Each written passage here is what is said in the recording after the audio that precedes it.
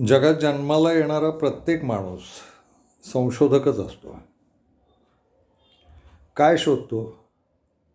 तर सुख शोधतो. जन्माला आलेल्या पहिल्या क्षणापासून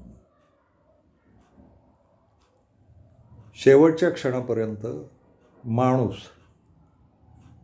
सुख शोधत राहतो आणि मध्ये मध्ये कणाकणाचं काही सुख त्याला सापडतं सुद्धा. पण अंतिमतः माणूस एवढं संशोधन करून सुद्धा सुख पूर्ण रूपानं त्याच्या हातात आलंय असं शक्यतो घडत नाही.